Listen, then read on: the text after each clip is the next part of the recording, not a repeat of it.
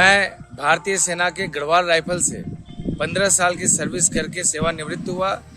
मैं बड़ा खुशनसीब रहा कि भारतीय सेना ने मुझे अनेकों अच्छे अवसर उपलब्ध कराए सेवा हेतु, जिसमें 1 साल का यूनाइटेड नेशन मिशन था और 3 साल का एम्बेसी अटैचमेंट था। इस दौरान मुझे बहुत कुछ सीखने और समझने का मौका मिला। मुझे लगा कि मैं देश सेवा के उपरांत समाज सेवा में भी कुछ अच्छा कर सकता हूँ। तत्पश्चात मैं अपने गांव आया और वहां देखा कि शिक्षा की सुविधा तो अच्छी है, लेकिन कॉम्पिटिटिव एनवायरनमेंट नहीं है। इसके लिए मैंने शिक्षा का क्षेत्र चुना, जहां क्लास 1 से 8 तक के बच्चों को कंप्लीट कॉम्पिटिटिव एग्जाम और उनके अच्छे सिलेबस के लिए तैयार करने का प्रयास किया।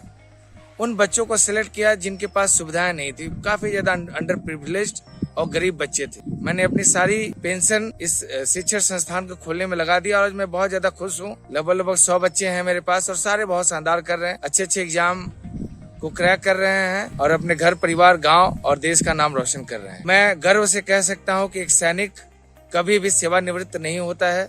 सैनिक हमेशा सैनिक ही रहता है और राष्ट्र हित और समाज हित के लिए हमेशा अपना द बेस्ट देता रहता है। समाज के सेवा हेतु अपने आप को समर्पित कर दिया हूं।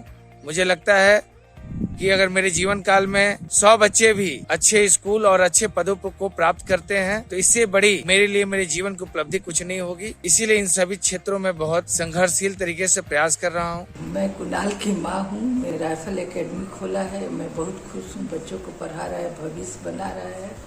तो बताओ, आइसलैंड का कैपिटल क्या है?